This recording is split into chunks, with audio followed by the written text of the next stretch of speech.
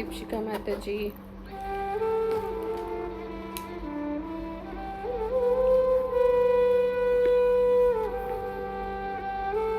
आज का श्लोक है 8, है ना। अध्याय 10 का श्लोक संख्या 8 और ये बहुत इम्पोर्टेंट है, हमने याद भी किया था इसको। अहं सर्वस्व प्रभवो मत्तः सर्व प्रवर्तते इति मत्वा भजन्ते मां बुधा भाव समन्विता। यस मीनू माता जी। हरे कृष्ण मंत्री। अहम मैं सर्वस्व सबका प्रभव उत्पत्ति का कारण मत्तः मुझसे सर्वम सारी वस्तुएं प्रवर्तते उद्भूत होती है इति इस प्रकार मत्वा जानकर भजन्ते भक्ति करते हैं मां मेरी बुधा विद्वान जन भाव समन्विता अत्यंत मनोयोग से। हरे कृष्ण। धन्यवाद। तो क्या कह रहे हैं यहाँ पर भगवान कि मैं समस्त आध्यात्मिक तथा भौतिक जगतों का कारण हूँ। ये याद रखने के लिए टेक्निक, जैसे आज हमने ये श्लोक पढ़ा और बाई चांस से याद भी है आप सबको, तो इसको अप्लाई करें। कम से कम आज से लेकर कल तक 24 घंटे तक कोई भी ऐसा टॉपिक जिसमें हम इनमें से कुछ भी लाइन बोल सकते हैं। एक्चुअली हम करते हैं, हमें पता नहीं होता, हम बोल सकते हैं ना, इसको ऐड करें वहीं पर, चाहे पहली लाइन या दूसरी तीसरी, मतलब स्टैंजा भी ले सकते हैं। ज़रूरी नहीं है कि पूरा श्लोक ही वहाँ पर कंप्लीट हो, थोड़ा भी हो तो उसको हम वहाँ पर ऐड करें, तो इससे हमें याद रहेगा, हम सीखेंगे और अप्लाई करना भी आएगा और हम कृष्णाइज भी रहेंगे। मैं समस्त आध्यात्मिक तथा भौतिक जगतों का कारण हूँ, भगवान कह रहे हैं। प्रत्येक वस्तु मुझ ही से उद्भूत है। जो बुद्धिमान यह भली भांति जानते हैं वे मेरी प्रेमा भक्ति में लगते हैं तथा हृदय से पूरी तरह मेरी पूजा में तत्पर होते हैं। तात्पर्य श्रील प्रभुपाद के द्वारा। श्रील प्रभुपाद की जय। जिस विद्वान ने वेदों का ठीक से अध्ययन किया हो और भगवान चैतन्य जैसे अधिकारियों से ज्ञान प्राप्त किया हो तथा यह जानता हो कि इन उपदेशों का किस प्रकार उपयोग करना चाहिए, वही यह समझ सकता है कि भौतिक तथा आध्यात्मिक जगतों में मूल श्री कृष्ण ही हैं। यहाँ पर देखो क्या लाइन है कि जो जानता है कि इन उपदेशों का किस प्रकार उपयोग करना चाहिए, है ना। कहाँ ये श्लोक हमें बोलने हैं, कहाँ इसका रियल में, है ना, उपयोग करना है, वो ठीक से हमें जानना है। तो वही भौतिक और आध्यात्मिक जगतों के मूल श्री कृष्ण ही है, ये सबको पता होना चाहिए। तब लाइन क्या है, एक बार और पढ़ते हैं कि जिस विद्वान ने वेदों का ठीक से अध्ययन किया हो और भगवान चैतन्य जैसे अधिकारियों से ज्ञान प्राप्त किया हो। हम भी करते हैं भगवान चैतन्य जैसे अधिकारियों से ज्ञान प्राप्त। कैसे? हम चैतन्य चरितामृत पढ़ते हैं, उनकी ही ये जो शाखा है आगे बढ़ रही है, उनकी ही शाखा है। तो जो भी हम कुछ सुनते हैं करते हैं, उनकी ही वहीं से हम ज्ञान प्राप्त करते हैं। तो ऐसा लिखा है कि अगर ऐसा करते हो तो इन उपदेशों का किस प्रकार उपयोग करना चाहिए वही यह समझ सकता है जिसने चैतन्य महाप्रभु जैसे अधिकारियों से ज्ञान प्राप्त किया है कि भौतिक तथा आध्यात्मिक जगतों के मूल श्री कृष्ण ही हैं। इस प्रकार के ज्ञान से वह भगवत भक्ति में स्थिर हो जाता है। ये ज्ञान अगर हो गया तो भगवत भक्ति में स्थिर हो जाएंगे। वह व्यर्थ की टीकाओं से या मूर्खों के द्वारा कभी पथभ्रष्ट नहीं होता।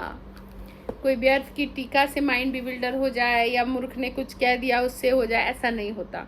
तो शुरुआत में इसीलिए कहते हैं कि मायावादी भाष्य सुन ले होय सर्वनाश। हमें सुनना ही नहीं है क्योंकि हमारी बुद्धि भ्रमित होगी, है ना। तो सीधा इसी से यही समझना है, हमें सुनना ही नहीं। हम जब जानेंगे ही नहीं, जिस रास्ते को हम जानते ही नहीं उस पर हम कभी नहीं जाएंगे। हम कितने भी दुखी हो जाए, कुछ भी हो जाए, हमें जाएंगे ही नहीं। जहाँ रास्ता पता है वहीं जाएंगे ना। जो शराब पीने वाले लोग हैं उनको आप ज़रा सा दुख दे के देखो, उनकी बेइज्जती करके देखो, उनको खुशी करके देखो, कुछ भी करके देखो, वो क्या करेंगे, वाह आज तो या तो मौका है, या आज तो बहुत दुखी है तो आज तो मौका है, आज तो बहुत सहा नहीं जा रहा तो आज मौका है। मतलब मौका ही मौका है उनके लिए, वो शराब ही पियेंगे।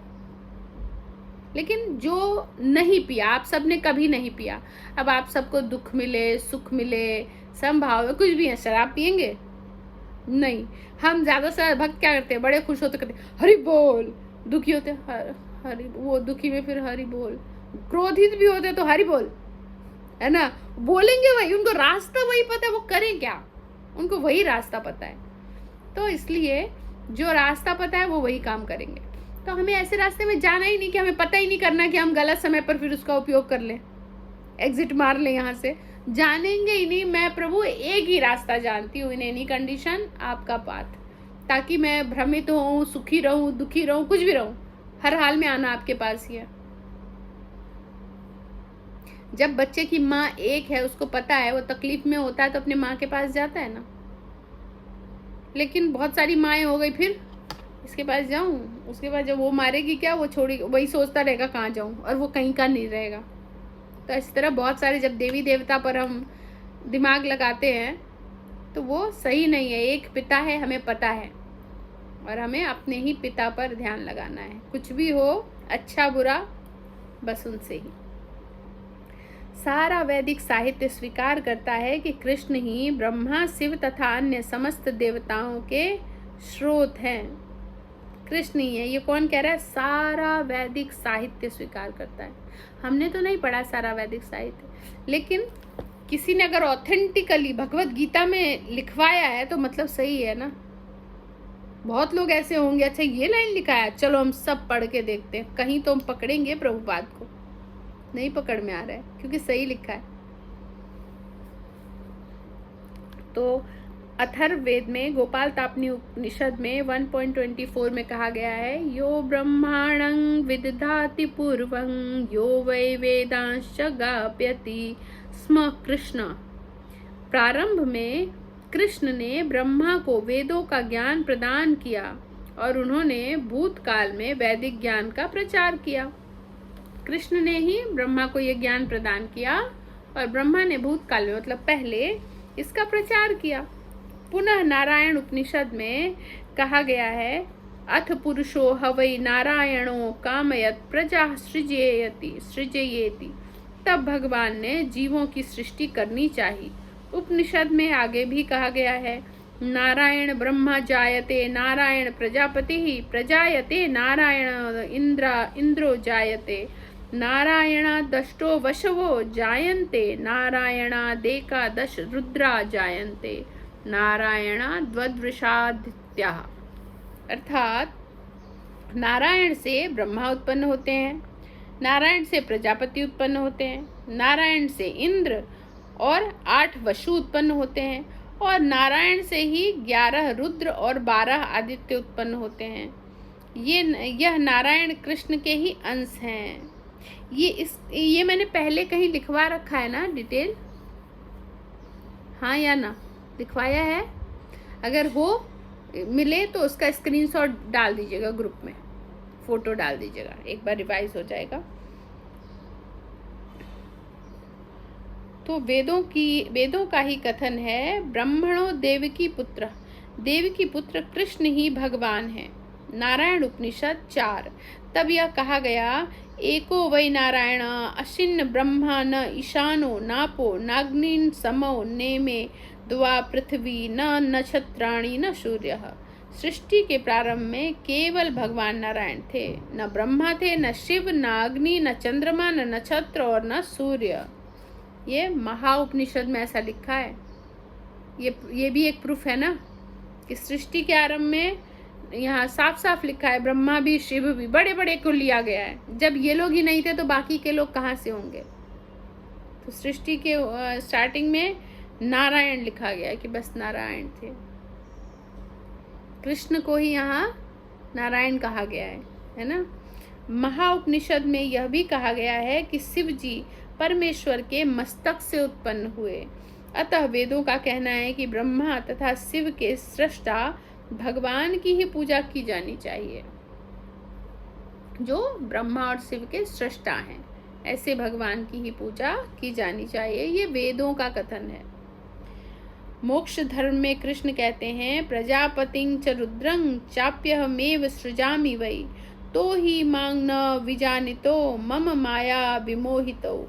मैंने ही प्रजापतियों को, शिव तथा अन्यों को उत्पन्न किया, किंतु वे मेरी माया से मोहित होने के कारण यह नहीं जानते कि मैंने ही उन्हें उत्पन्न किया। वराह पुरुष में भी यही कहा गया है। क्या कह रहे हैं कि वो भी नहीं जानते कि उन्हें किसने उत्पन्न किया। ब्रह्मर्षि कहते हैं उनको भी नहीं पता है ना। पता करने के लिए ही तो हमने देखा ना कि ब्रह्मा जी ने पता करने के लिए तो वो नाल में घुसे थे कि मैं कौन हूँ, कहाँ से आ गया, यहाँ क्या हो रहा है। तो वो घुसते रह गए करोड़ों वर्षों तक, कुछ पता नहीं चला तो वापस आ गए। तो ये ब्रह्मा जी की औकात हम समझ रहे हैं कि भगवान नहीं, नारायण के नाभि से एक बस नाल निकली थी, कमल की एक नाल। उस नाल तक का तो पता नहीं लगा पाए ब्रह्मा, तो यहाँ नारायण तक भी नहीं पहुंच पाए, तो वो कहाँ से पहुंचेंगे भगवान तक। तो विष्णु तक, क्षमा कीजिए, ये कौन सा लाइन था। मैंने ही प्रजापतियों तथा शिव तथा अन्यों को उत्पन्न किया है, किंतु वे मेरी माया से मोहित होने के कारण यह नहीं जानते कि मैंने ही उन्हें उत्पन्न किया है। नारायणः परो देवस्तस्माज्जातश्चतुर्मुखः तस्माद् रुद्रो अभद्वेवः स च सर्वज्ञतांगतः। नारायण भगवान हैं जिनसे ब्रह्मा उत्पन्न हुए और फिर ब्रह्मा से शिव उत्पन्न हुए। नारायण भगवान हैं जिनसे ब्रह्मा उत्पन्न हुए और ब्रह्मा से शिव। भगवान कृष्ण समस्त उत्पत्तियों के स्रोत हैं और वे सर्व कारण कहलाते हैं। सर्व कारण कारणम है ना। वे स्वयं कहते हैं चूंकि सारी वस्तुएं मुझसे उत्पन्न हैं, अतः मैं सबों का मूल कारण हूँ। ये भी एक श्लोक है ना, कोई श्लोक है ना ये भी। सारी वस्तुएं मेरे अधीन है, मेरे ऊपर कोई भी नहीं है। कृष्ण से बढ़कर कोई परम नियंता नहीं है। जो व्यक्ति प्रारंभिक गुरु से या वैदिक साहित्य से इस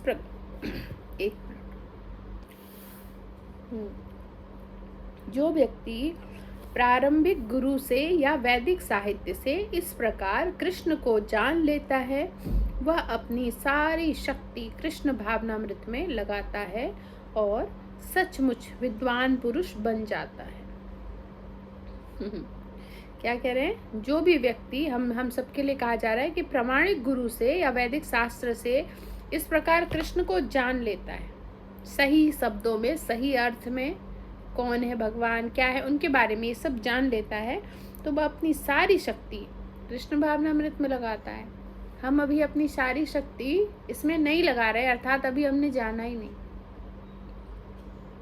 जब भी हम जान जाएंगे तो हमें सारे कार्य लगेंगे वेस्ट है, सारी शक्ति कृष्णाइज में ही लगानी है बस। और सचमुच विद्वान पुरुष बन जाता है। अगर हम कृष्ण को जान भर लें तो हम ज्ञानी माने जाते हैं। उसकी तुलना में अन्य सारे लोग जो कृष्ण को ठीक से नहीं जानते, मात्र मूर्ख सिद्ध होते हैं। केवल मूर्ख ही कृष्ण को सामान्य व्यक्ति समझेगा। सही बात है, केवल जो भगवान को कोई सामान्य व्यक्ति समझ रहा है, यानी उसको कुछ पता ही नहीं है। कहते ना हमारे बच्चा है, लेकिन बच्चा हो तब ना, अगर कोई बड़ा हो फिर हम कहें कि नहीं पता, तो मूर्ख है। फिर जो जिस लायक है लेवल, उसका लेवल समझकर उसको उस हिसाब से रेसिप्रोकेट करना पड़ता है। एक छोटे बच्चे ने कुछ भी पूछा और उसको नहीं पता है तो नहीं पता हो सकता है, लेकिन एक बड़े को पूछा जाए और उसको पता ना हो तो मूर्ख ही है। फिर एक छोटे बच्चे को कई बार हम पूछते हैं, बेटा पापा क्या करते हैं, नहीं पता, ऑफिस जाते हैं, ऑफिस जाते हैं, इतना पता उसको, है ना। छोटा है, नहीं पता, चलेगा। अब एक वही बच्चा बड़ा हो गया, अब उसको पूछा जाए पापा क्या करते हैं, वो कहेगा ऑफिस जाते हैं, ऑफिस। तो ऐसे मुंह आएगा, मूर्ख है क्या, आएगा ना। सिंपल है, जो बहुत सिंपल बात है वो भी नहीं पता तो मूर्ख है। तो इसी तरह जिसको इतना नहीं पता कि भगवान ही सर्वश्रेष्ठ हैं, वो मूर्ख ही है। केवल मूर्ख ही कृष्ण को सामान्य व्यक्ति समझेगा। कृष्ण भावना भावित व्यक्ति को चाहिए कि कभी मूर्खों द्वारा मोहित न हो। और वो कैसे हो सकता है, कोई कृष्णाइज्ड व्यक्ति है और वो मूर्ख के द्वारा मोहित ना हो, पहला, उसका संग ही ना करे। संग करेगा तो डर है, खतरा है मोहित होने का। तो पहला तो अपने आप को आइसोलेट जोन में लेके जाए, भक्ति करनी है। आइसोलेट जोन से कब बाहर आता है व्यक्ति? जब वो पावरफुल हो जाता है, फिर वो प्रचार में लगता है ना। तो ऐसी जगह जाना ही नहीं, ट्राई ही नहीं करना। कोई एक डिवोटी है, मैं नाम नहीं लूंगी क्योंकि वही बात है, ऑनलाइन हो रही है। ऐसे ज्ञानियों के पास हम अभी नहीं, महारत हासिल नहीं हो गई भक्ति में कि हम बहुत बड़े ज्ञानी को बदलने जाएंगे। बहुत बड़े ज्ञानी के पास गए प्रचार करने, पता चला वहां से हम ही भौतिक बनकर आ गए। सही तो कह रहे थे, पर वो ठीक ही कह रहे थे, क्योंकि हमें पता नहीं है उतना, तो हमें नहीं पता आंसर, तो वो उतना कहेंगे तो हमें लगेगा वो ठीक कह रहे हैं। तो बड़े ज्ञानियों के लिए हमारे महाराज बैठे हैं। जहाँ कहीं लगे ऐसा टकराव, तो महाराज टेक केयर, क्योंकि उनको वो जवाब देंगे, हमारे पास इतना नहीं है। तो हम बस चुपचाप से भक्ति करते रहे, निकलते चले। पहले हमारे अंदर जो है ना भक्ति लता बीज बहुत नरम है, अभी रस्सी है, तो अभी वो चुपचाप से बढ़ती जाए। जब वो विशाल हो जाएगा, हम दूसरों को भी प्रोटेक्ट कर पाएंगे, तब की बात देखेंगे, है ना।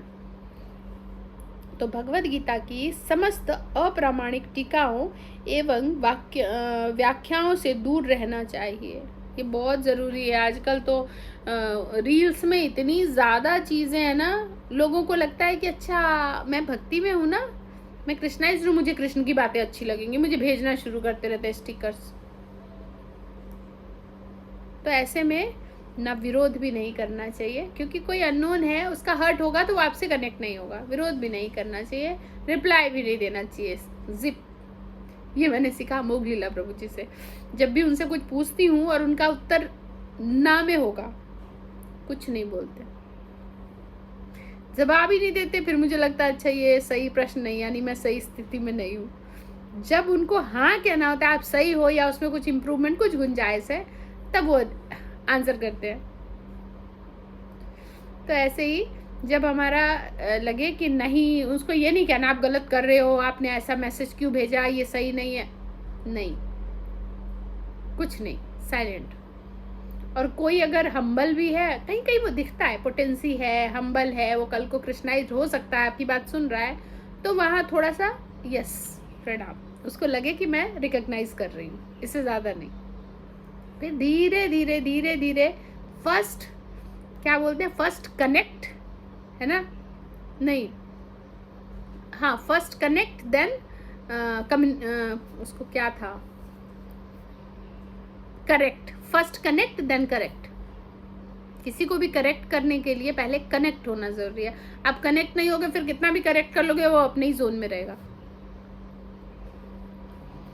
तो आगे क्या है इसमें कि कृष्ण भावना भावित व्यक्तियों को चाहिए कभी मूर्खों द्वारा मोहित न हो, उसे भगवद गीता की समस्त अप्रामाणिक टीकाओं एवं व्याख्याओं से दूर रहना चाहिए और दृढ़ता पूर्वक कृष्ण भावनामृत में अग्रसर होना चाहिए। दृढ़ता पूर्वक, ऐसे ही नहीं बस हो रहा है, जा रहे हैं, ये भी कर रहे हैं, वो भी कर रहे हैं, नहीं, दृढ़ता पूर्वक। ये बहुत जरूरी है कि अपने आप को कोई छूट ना देना। हमें बताया गया है कि 4 बजे उठना है, लास्ट टू लास्ट 4:10 से लेकर 4:30 हम मंगला आरती स्टार्ट कर सकते हैं। तो 4:10 में नहीं कर सकते तो 4:30 में करना ही है, और इसके अलावा कोई और दूसरा ऑप्शन ही नहीं है ना। ये बहुत इंपॉर्टेंट है कि कोई और दूसरा ऑप्शन ही नहीं है। ठीक है, तो किसी का कोई प्रश्न है? यस दीप्ति मैया, कोई प्रश्न? हरे कृष्णा माता जी। माता जी मैं क्षमा चाहती हूँ, ये जब आपने श्लोक शुरू किया था ना, तो कहा था कि 24 घंटे तक याद भी रहेगा, अप्लाई भी करेंगे और इससे कृष्णाइज भी रहेंगे। माता जी ये बात समझ नहीं आ रही, मतलब समझ नहीं आई आप क्या कहना चाह रहे थे। जी मैंने ये कहा, ये वाला श्लोक आपने नहीं, आप नहीं थे ना हमारे श्लोका ग्रुप में?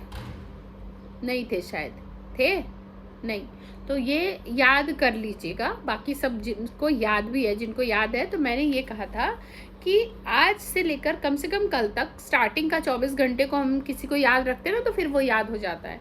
तो हम कोई भी बात ऐसी बोलें आपस में भी, किसी से भी, जिसमें ये सूट करता है थोड़ा भी, तो ये बोले मुख से, एक एक लाइन, जैसे अहं सर्वस्व प्रभवो मत्तः सर्व प्रवर्तते, क्या है, मैं समस्त आध्यात्मिक तथा भौतिक जगतों का कारण हूँ, है ना।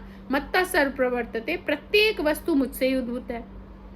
इति मत्वा भजन्ते मांग, इति मत्वा भजन्ते मांग बुधा भाव समन्विता, जो बुद्धिमान या भली भांति जानता है वे मेरी प्रेम भक्ति में लगता है तथा हृदय से पूरी तरह मेरी पूजा में तत्पर रहता है। ये जानकर, इति मत्वा, इस तरह जानकर भजन्ते मां, मुझे बसता है ना, बिना जाने नहीं, अंधविश्वास नहीं, इस तरह जानकर। बुधा भाव समन्विता, विद्वान जन और क्या कहेंगे, अत्यंत, ऊपर लिखा होगा, हाँ, अत्यंत मनोयोग से, इस तरह से जुड़कर भाव से। तो इसको किसी भी तरह अप्लाई करने का सोचो पूरे दिन, चाहे हम वो किसी को मैसेज कर रहे हैं, चाहे हम वो किसी से बात कर रहे हैं, कुछ भी कर रहे हैं, कैसे इसको अप्लाई किया जाए, बस एक ही फिराक हो कि इसको अप्लाई कैसे करें। एक दो बार कर लोगे ना तो अप्लाई बढ़ता जाएगा, फिर श्लोक याद रहना शुरू होगा, फिर बाकी के श्लोक भी याद करने का जज्बा बढ़ेगा कि और जब हम कोई मीनिंग याद करते हैं इंग्लिश की और उसको हम कहीं अप्लाई कर पाते हैं तभी वो याद रहता है। नहीं तो हमने एक से एक, हमें पापा ने बताया था 10 वर्ड मीनिंग रोज की याद करो, खूब याद करते, पता नहीं कहाँ गया। तो ये अगर अप्लाई नहीं करेंगे तो कोई फायदा नहीं है, अप्लाई करेंगे तभी फायदा है। ठीक है, और किसी का कोई सृष्टि मैया? जी माता जी, जी माता जी। ठीक है, सृष्टि मैया। हरे कृष्ण माता जी। यही माता जी, थोड़ा सा इसमें से भी पूछना था मुझे, और भी प्रश्न मेरा तो यही कि मतलब जैसे श्लोक को अप्लाई करने का आपने कहा, जैसे पूरा श्लोक तो बहुत लंबा है, इसमें कोई भी एक लाइन अगर हमें अच्छी लग जाए, इसको 4 टुकड़ों में बांट लो, ठीक है ना। इस पूरे श्लोक को 4 भागों में विभाजित, उसमें से कोई भी एक लाइन कहीं भी फिट बैठ रही है उतना ही बोलो, जरूरी नहीं है पूरा श्लोक बोलना ना। मतलब इसका अर्थ क्या है कि हम इसका अर्थ समझ गए, इस श्लोक का अर्थ समझ गए कि हमें कहाँ क्या बोलना है, वहां हम ये नहीं, और ऐसे भी बोल सकते हैं, कम्युनिकेट कर सकते हैं। इसके लिए माता जी इसको हमें 2-3 बार और पढ़ना चाहिए पहले, है ना? अगर याद नहीं है तो उसको उस दिन ये ट्राई करो। जैसे हमारा मोबाइल का स्क्रीन ऊपर का होता है ना, मोबाइल का स्क्रीन, उसमें एवरीडे वो लगाओ, जो भी श्लोक आज का ये है तो श्लोक लगाओ, उसका शब्दार्थ कम से कम दिन में हम 25 बार, कम बोल रही हूँ मैं तो, पता नहीं 50-100 बार तो हम खोलते ही होंगे स्क्रीन को। तो जितनी बार खोलेंगे वो दिख जाएगा आपको और रिमाइंड हो जाएगा, मस्तिष्क में घुसेगा। ठीक है, जब तक कि वो श्लोक अच्छे से याद नहीं हो जाए, याद होते ही चेंज, दूसरा लगा दो। ठीक है माता जी, आपने पहले भी बताया, हाँ, मैंने श्लोक के लिए तो नहीं, पर मैंने ये किया था हमारी क्या बोलते हैं, गायत्री के लिए। पर वो होता है कि वो किसी को दिखाई नहीं जाती, इसलिए मैं हमेशा उसको ऐसे किया था कि किसी को समझना है, पर मुझे एक वर्ड देखते ही समझ आ जाए। यस, ठीक है। थैंक यू माता जी। एक चीज माता जी कह रही हूँ कि पता है, ऐसा अभी फील हुआ मुझे कि इतनी बड़ी शक्ति हाथ में है, एक एक श्लोकों में इतनी पावर होती है इसके, लेकिन शायद उसका उपयोग हम उतना नहीं कर पाते हैं, पता नहीं कहाँ का उलझते रहते हैं। नहीं, इसको थोड़ा ठीक से बोलना है कि हम क्या कह रहे हैं कि इतना श्लोका इतना पावरफुल है, हमारे हाथ में है, तो शायद हम इसे ठीक से इसका उपयोग नहीं कर पाते। नहीं, हम 100% गारंटी इसका उपयोग बिल्कुल भी नहीं करते। ऐसे बोलना है क्योंकि सही यही है, अभी हमारी स्थिति जो है यही सही है। तो हमें कोशिश करनी है आज से। आपस में भी हम कुछ बात करेंगे, ग्रुप में ही कोई रिप्लाई करेंगे तो सोचेंगे इस रिप्लाई की जगह कौन सा श्लोक था जो कनेक्ट हो रहा है, ताकि आपने बोल दिया, सामने वाला भी थोड़ी देर सोचे इसका ही रिप्लाई, इसका मतलब क्या हुआ, जाएगा वहां देखेगा, उसको भी आएगा। तो हमें ट्राई करना है। माता जी अगर उपयोग कर लेना तो मेरे ख्याल से कोई झमेला होगा ही नहीं, कोई मतलब अननेसेसरी बात हो ही नहीं पाएगी, क्योंकि जवाब ही नहीं मिलेगा गलत बात वाले। हाँ, शुरू में देखो जब इंग्लिश नहीं आती थी, कौन सी क्लास में, मतलब फ्लुएंट बोलना नहीं आता था, मुझे नहीं याद है, 7, 8, 9 में आई थिंक, भैया के साथ रहती थी ना, तो बोलते बोलना है, चुप, पहले इंग्लिश बोलो, इंग्लिश में बोलो, मैं सुन लूंगा। तो अब हंसते भी थे ना, कहते ये ही क्या होती है, लाफ लाइक इंग्लिश, हा हा हा। तो पीछे ही पड़ गए थे, मतलब कुछ बोलना है तो बोल ही नहीं पा रहे थे कुछ। अब ऐसी चीजें हैं जो आप गुस्से में बोलते हो, कुछ चीजें वो आपको नहीं आएगी उसमें बोलना, है ना। पहले तो उसकी डिक्शनरी कम हो गई, इंग्लिश की डिक्शनरी कम है, हिंदी में डिक्शनरी बहुत है। तो ऐसे ही हम श्लोक से सीखें तो हम शुद्धतम होते जाए। और श्लोक में तो अमेजिंग डिक्शनरी है, हमें नहीं पता, हमें हमारे लिए बहुत लिमिटेड है, हमें पता ही नहीं। हमें मतलब एक आध कोई श्लोक का कुछ आता होगा, लेकिन जितने आप लोगों ने याद किए हैं, बहुत सारे याद कर लिए हैं। 108 तो आई थिंक कर लिए थे हमने, उसके आगे भी और बढ़ रहे थे। उन श्लोकों को अप्लाई कीजिए। ज्यादा ही हो गया था। हाँ, 108 से तो बहुत ज्यादा कर लिया था हमने। उनको अप्लाई करना सीखिए, और जब जिन्होंने याद किया था वो अप्लाई करने लगेंगे ना, तो जिन्होंने याद नहीं किया था उनको तब अखरेगा, अरे मेरे को भी सीखना है। तो वो इंस्पायर होंगे आपसे और फिर वो भी करेंगे। ठीक है, किसी का और कोई प्रश्न है? ठीक है माता जी, आज से करूंगी मैं ये चीज, क्योंकि इतना पढ़ लिया है उसके बाद भी अभी लगता है कि अब पुराने वाले भी आ जाते हैं। माता जी एक प्रश्न मेरा और था, जैसे ये जो नेक्स्ट वाला पेज है, इसमें नेक्स्ट पैराग्राफ है, सृष्टि के प्रारंभ में केवल भगवान नारायण थे, ना ब्रह्मा थे, ना शिव, ना अग्नि थी, ना चंद्रमा, ना नक्षत्र और ना सूर्य। यहाँ पे माता जी सृष्टि से तात्पर्य क्या कहा जा रहा है? जैसे ये जो पृथ्वी तो नहीं कहा जा रहा है, सृष्टि मतलब पूरा ब्रह्मांड, या फिर जितने भी लोग हैं सब कुछ। यस, सारे ब्रह्मांडों की बात हो रही है। जो प्रभुपाद कहते हैं कि बोरियों में भर दो राई, एक बोरी में पूरा अगर राई का दाना भरे तो वो जितना होगा इतने ब्रह्मांड है। तो उनकी सारी मिला के हम सृष्टि की बात कर रहे हैं, है ना। तो इनकी बात हो रही है यहाँ पर। ठीक है, क्लियर है? और कुछ? भगवान नारायण कहा जाता है हमेशा, भगवान नारायण। हाँ, ये थोड़ा सा, हाँ ठीक है, ठीक है, ये हम बताते हैं कि उसमें लिखा है कि सृष्टि के प्रारंभ में नारायण थे।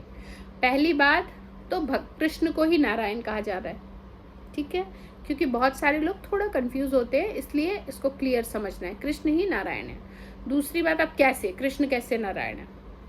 कृष्ण को सृष्टि करनी है, जो उन्होंने कृष्ण का एक्सटेंशन कर दिया अपना, नारायण विष्णु कई सारे विष्णु बना दिए, शिरोदक्षाई विष्णु, गर्भोदक्षाई विष्णु, है ना, कारणोदक्षाई विष्णु, अलग अलग ब्रह्मांड के लिए अलग अलग, कभी जीव के हृदय के लिए, सब चीजों के लिए अलग अलग विष्णु बना दिए। तो वो सृष्टि की रचना कर रहे हैं, लेकिन वो विष्णु है कौन? कृष्ण ही तो है ना, क्योंकि कृष्ण का एक्सटेंशन है, इनकारनेशन है, भगवान का इनकारनेशन है, तो वो कृष्ण ही है।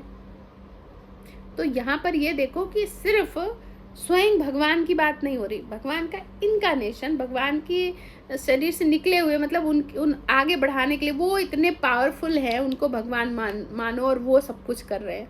भगवान कुछ नहीं कर रहे, ये है भगवान कि वो फुल एंजॉय में। अरे भक्तों के साथ एंजॉय कौन करेगा? अगर कोई बहुत बड़ा मालिक हो तो वो कुछ सेवा करना चाहता है क्या? उसको काम कराओ, है ना। घर में बहुत सारे जो अच्छे घरों के हैं, उनको जरा आप एक गिलास पानी मांगो, उनके घर में 50 नौकर हैं, उसका पर्सनल नौकर जो पानी मांगेगा उसका भी पर्सनल नौकर होगा घर में, तो वो क्यों पानी मांगेगा? वो क्या कहेगा, उससे लो ना, है ना। मैं देखती हूँ जहाँ जाती हूँ तो सबका पर्सनल नौकर है। अगर लाइक बेटा आता है मम्मी से मिलना और उसको पानी चाहिए होता है तो वहां से नहीं लेता, या वहां पर बहुत सारे और मेड्स हैं उनको नहीं बोलता, अपने वाले को बोलता है पानी लेके आओ मेरे रूम से। तो ये छोटी सी ऑपुलेंस में ये है। तो भगवान उन्होंने तो कर दिया एक्सटेंशन, और एक्सटेंशन वो सब कुछ कर रहे हैं। भगवान को कोई सेवा नहीं करनी, भगवान को बांसुरी बजानी है, भगवान को अपने भक्तों को सुख पहुंचाना है, जिसमें उनको आनंद आता है। उनका ये काम नहीं है, उनको आनंद आता है ये करने में, प्रेम करने में। तो भगवान तो बस अब भगवान है, वो यही कर रहे हैं।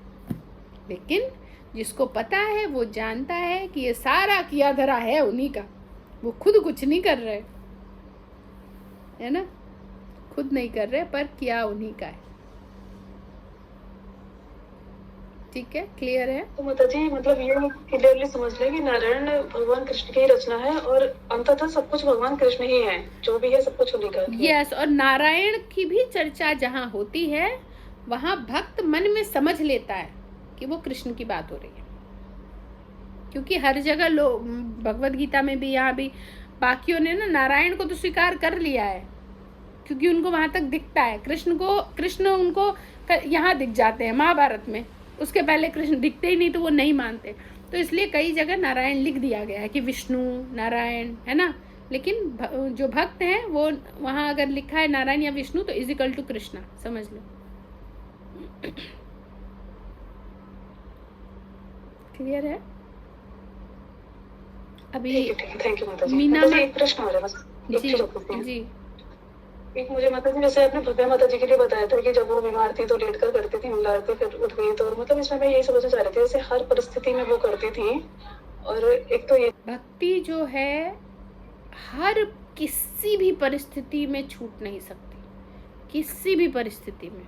अगर आप कभी भी उसको छोड़ रहे हो तो अपना ही नुकसान करोगे, और छूटेगी भी नहीं अगर आप परमानेंट कर रहे हो। हमने कितने ऐसे गोस्वामियों का सुना है ना कि वो डेली गोवर्धन की परिक्रमा करते थे, अब वो बूढ़े हो गए, भगवान स्वयं आ रहे हैं, कह रहे हैं आप गोवर्धन परिक्रमा मत करो, तो वो क्या कह रहे हैं कि नहीं मैंने तो प्रण ले रखा है। भक्त ऐसे ही होते, मैंने तो प्रण ले रखा है, अब भाई चलना नहीं आ रहा, बूढ़े हो गए, परिक्रमा कैसे होगा।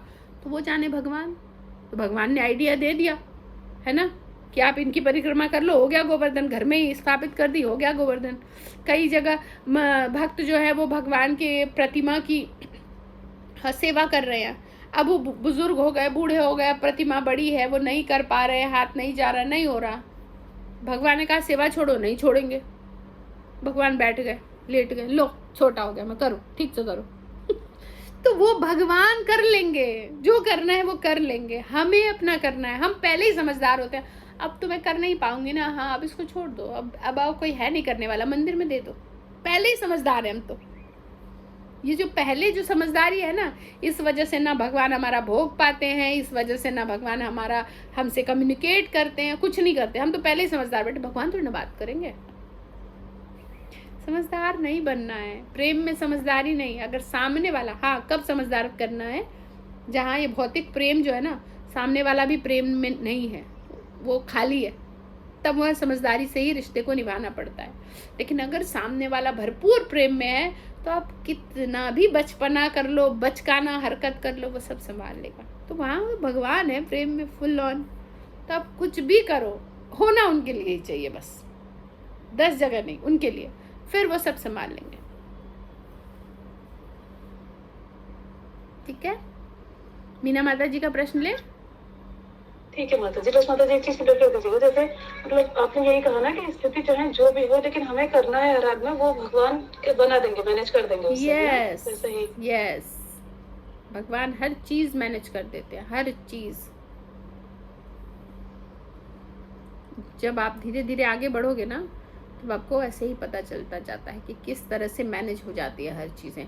चाहे वो शुरू का पहला कदम हो, प्याज लहसुन कैसे छूटे, दूसरा कदम हो, माला सबके सामने कैसे करें, इस तरह से स्टेप बाय स्टेप होगा। लेकिन आप जब करोगे, मुझे तो करना है, बाकी आप जानो, वो सब हो जाता है। ठीक है, हाल में जो भी है उनका पावर असीमित है। ये वाला थोड़ी कर सकते, ये कैसे होगा, मेरे घर वालों की बुद्धि खराब है। अरे वो चाहे तो क्षण में बुद्धि सबकी बदल दे, वो सब कुछ कर सकते हैं।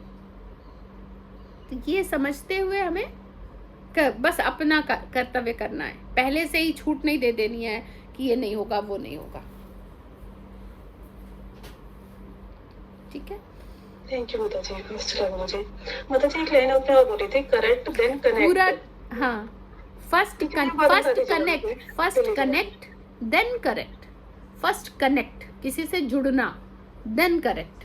हम खाली जब करेक्ट करते हैं ना तो ज्ञान देते तो किसी को नहीं सुहाते, लेकिन जब हम कनेक्ट हो जाते हैं, प्रभुपाद से कनेक्ट हो गए, गुरु महाराज से कनेक्ट हो गए। आज गुरु महाराज प्रभुपाद देखो डुगडुगी जैसा नचा रहे हैं हमें। क्या सुबह उठो, आराम से, किसी कोई तो 3 बजे भी उठता है, 4 बजे उठो, मंगला आरती करो, दिन के 2 घंटा लग जाते हैं ना, हम जपा करते हैं, रीडिंग करो, हियरिंग करो, कितना टाइम हमारा ले जा रहे हैं, भगवान के लिए लगा रहे हैं। लेकिन फ्री में क्या, पहले connect then correct.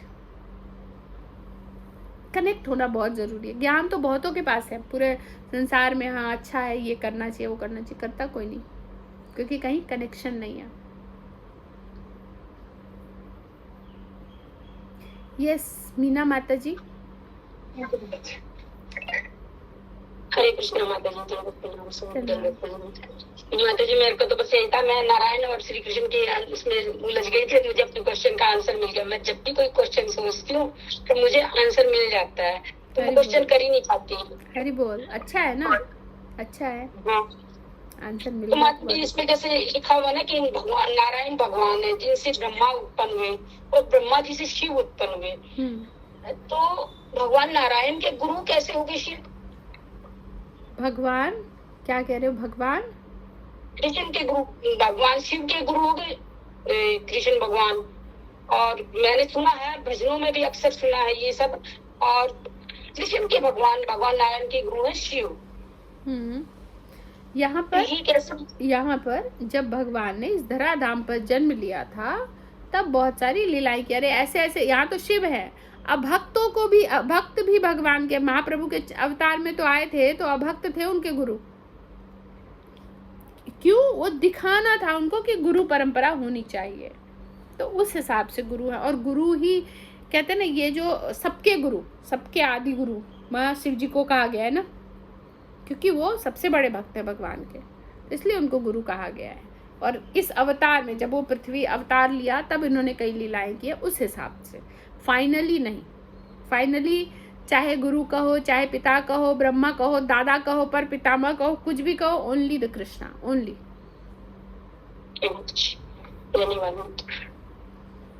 Yes Deepti मैया।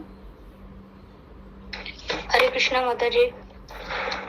माता जी इसमें ये सबसे लास्ट पैराग्राफ में लिखा है, जो व्यक्ति प्रामाणिक गुरु से, 1 2 3 4 5 6 यस आप पढ़िए। जो व्यक्ति प्रामाणिक गुरु से या वैदिक साहित्य से इस प्रकार कृष्ण को जान लेता है, वह अपनी सारी शक्ति कृष्ण भावना अमृत में लगाता है और सचमुच विद्वान पुरुष बन जाता है।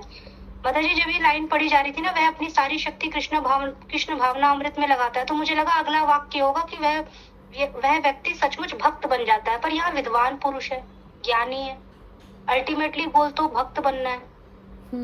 लेकिन अल्टीमेट गोल तो भक्त बनना है, लेकिन विद्वान भी तो, कोई भक्त विद्वान तो ऐसा नहीं है कि वो विद्वान नहीं होता है ना। तो अलग अलग जगह अलग अलग चीजें लिखनी पड़ती है कि ये भी है वो भी है। तो यहाँ पर विद्वान के लिए लिखा गया कि वो व्यक्ति विद्वान बन जाता है। और साइड में भगवान कहते हैं, जे कृष्ण भजे से बड़ो चतुर, जो कृष्ण को भजता है वही विद्वान है। भगवान के गुरु नहीं है वो, आदि गुरु। यानी देखो, जो भी यहाँ पर कोई भी कार्य हो रहा है, उसका कोई भी लीडर हो सकता है। तो सिर्फ लीडर से ही स्टार्ट नहीं है ना, भगवान ने उनको नियुक्त किया आदि गुरु, क्योंकि देवों के देव महादेव हमेशा कहा जाता है ना, सारे देवताओं में वही सबसे मुख्य है, सबसे प्रमुख है। भगवान उस जोन में ही नहीं आते, भगवान अलग चीज हैं। ये यहाँ देवी देवताओं की बात हो रही है, यहाँ गुरु की बात हो रही है, तो वो हो सकता है कोई और भी। अब इंद्र राजा है स्वर्ग के, है ना, तो इसका मतलब वो भगवान हो गया, ऐसा थोड़ी है। स्वर्ग एक, जैसे ये पृथ्वी है, वैसे एक बहुत ही अदना सा स्वर्ग, बहुत ही छोटा, उसके राजा है इंद्र। तो वहाँ भगवान तो यहाँ कहीं है ही नहीं, इसकी बात ही नहीं चल रही। हम 10 नामा अपराध में पढ़ते हैं कि भगवान के बराबर नहीं, भगवान के ऊंचा छोड़ो, भगवान के समकक्ष भी अगर हम किसी को मानते हैं तो अपराध है। आसपास भी कोई हम समझ लेते हैं कि ये ना, ये 19 है, भगवान 20 है, ये भी अपराध है।